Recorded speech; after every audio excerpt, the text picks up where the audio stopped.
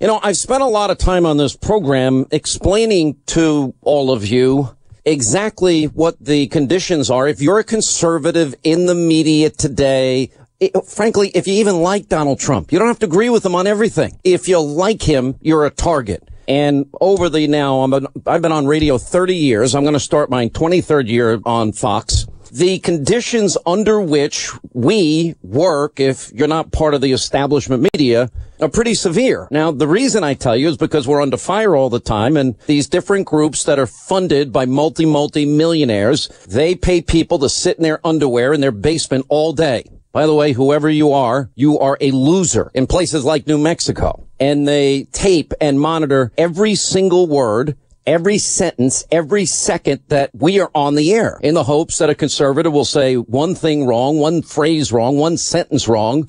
And the purpose is then we can attack their advertisers. And they celebrate when they can bring a campaign to bring people down. It's never been this bad. And it's getting worse every day. And the amount of money that is being invested is in the millions and millions of dollars. My fellow host over at the Fox News Channel, Bill O'Reilly, was the latest victim of this. And he joins us now to talk about this. He also has a brand new book out he's launching today. It's called Killing England, The Brutal Struggle for American Independence. Cover is awesome. Bill, how are you? Good. Thanks for having me in, Sean. Am I overstating this? Is that hyperbole on my part? No. I think anybody who really wants to get an independent view of this, aside from you and me, should read Cheryl Atkinson's book, The Smear. That book is so well researched and documented, and it will take the reader through this machine that the far left has developed to harm, and that's the word, harm, anyone with whom they disagree. So Cheryl nailed it, and I'm a victim of it, and you... to your credit, when they got through with me and they trained their guns on you. By the way, 2 days after you were fired. Two days after. You brought it right to the folks. You're a lot smarter than I am, Hannity. All right, so you got that on tape now. I should have done exactly the same thing. Wait a minute. Get that in a promo reel right now. We want to put that on a loop. Bill O'Reilly saying I'm smarter than him. You certainly handled it better than I did because you brought it to the folks. Well, and the folks knew it was BS. And now what I'm trying to do is expose the whole thing along with you so that Americans know the danger. You know, I read this article. It was in Newsmax yesterday. It's one of the reasons I wanted to have you on. I'm also reading your new book, and I'm really enjoying it. And I think it's maybe one of your best killing books so far. And I know they've done very well, and they often get turned into movies. But so this article comes out in Newsmax about a 2015 arrest by the Detroit police about one of these accusers that was in part responsible for the boycott that ultimately led to your firing at Fox. And what it found out is pretty shocking because it's pretty detailed. Why don't you tell everybody what it is? All right. Well, the article is posted, as you mentioned, on Newsmax.com and BillO'Reilly.com. And one of these women who smeared me and was given a free pass by The View and quoted in every newspaper, totally fabricated. I never saw the woman, never had a conversation with the woman, no idea who she is. Well, now we learn that she was arrested for filing a false police report in Detroit. We have the police report in the article. It's shocking. It's shocking. And not only that, but the phrases that I said to her, again, a total fabrication, she used in tweets years ago, the exact same phrases. So it's a stunning article, but you're not going to get the mainstream media to give it a lot of play, even though they ran with what she smeared me. No problem. Didn't vet her. Nobody looked into her background. And here we go. And this is just the first of many that we're going to have for the American people. You have said that you have launched a significant investigation, investing a lot of resources into clearing your name. Where are you with that? Well, as I said, this is the first drop that you're going to see. We're going to be very precise, and it's not going to be any he said, she said. Not going to be any of that. It's going to be facts, cold stone facts. And what we're going to uncover, because we're already pretty well down this road, is shocking. That's the only word I can use. Shocking. And that this could happen in our republic. That this kind of defamation, and it's bought and paid for, as you pointed out, millions of dollars in play. It's shocking.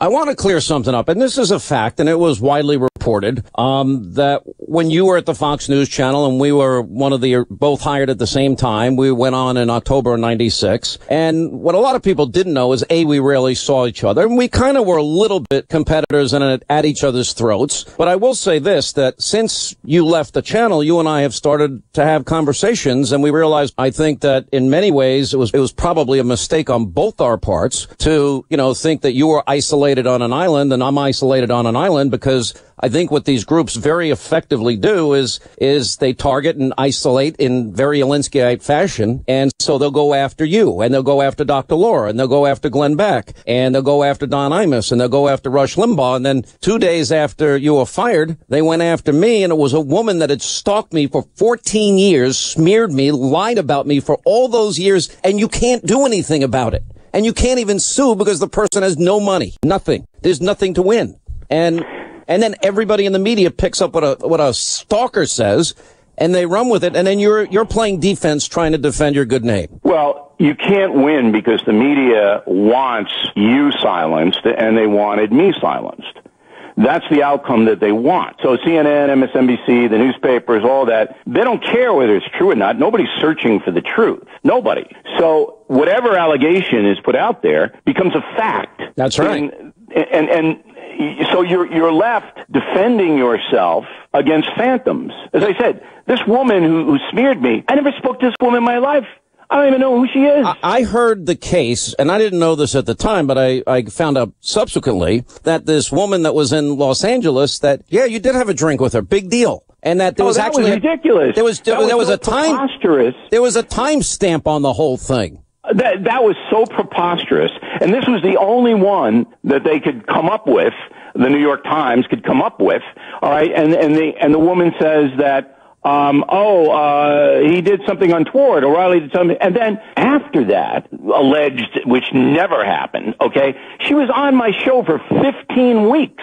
No. All right. And then we analyzed the ratings. They weren't that great, so we didn't hire her as a contributor. Well, that was it. And then she said, can you help me with my book? To me, in an email to my assistant.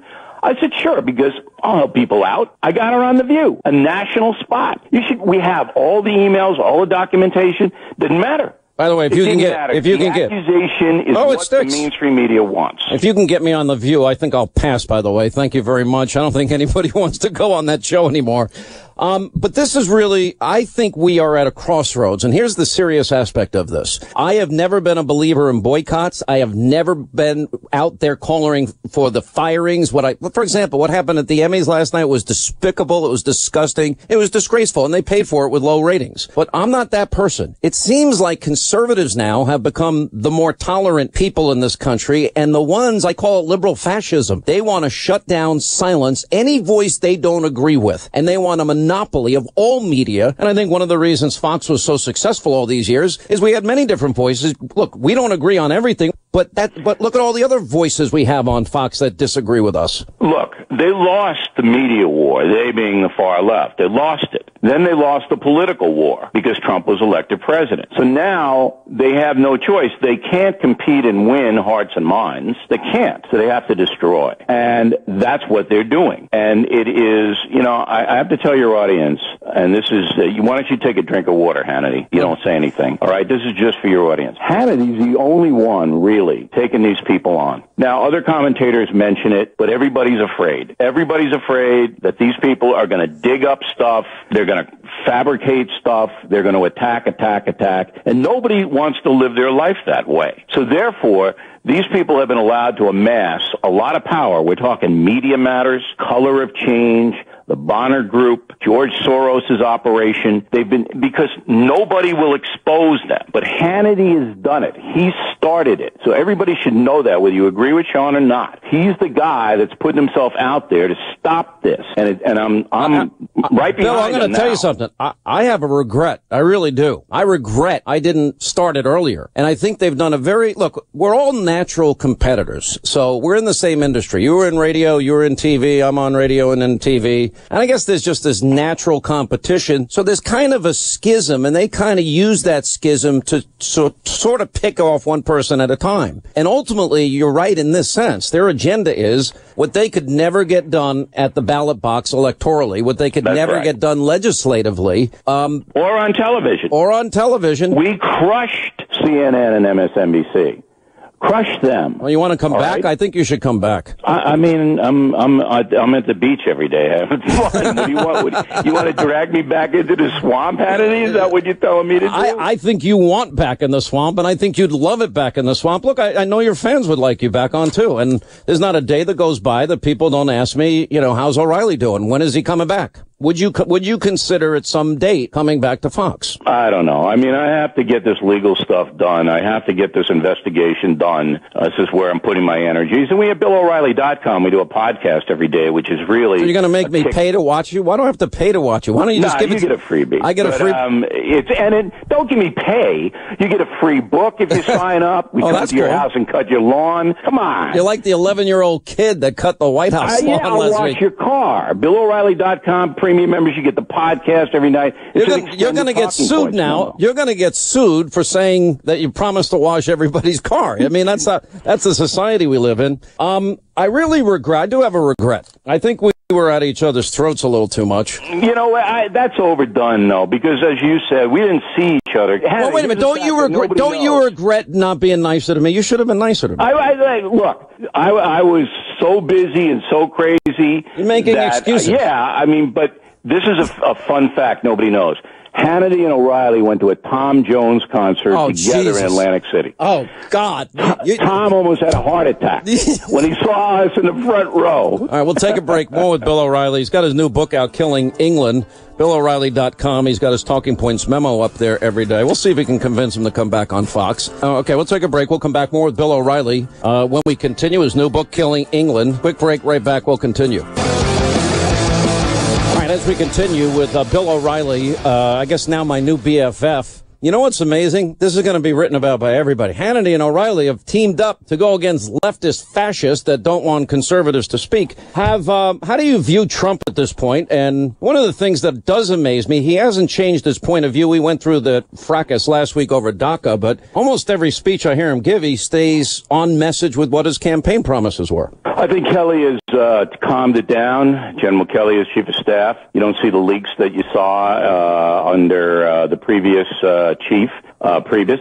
I think that Donald Trump is starting to understand he's never going to get a fair shake. No matter what he says is going to be turned around and used against him. So that he's been a bit more careful, writing his speeches down, not going off script too much. So it all comes down to the tax cut. If he gets the tax cut passed, and this is going to take leadership on his part, then his approval rating will go up 10 points.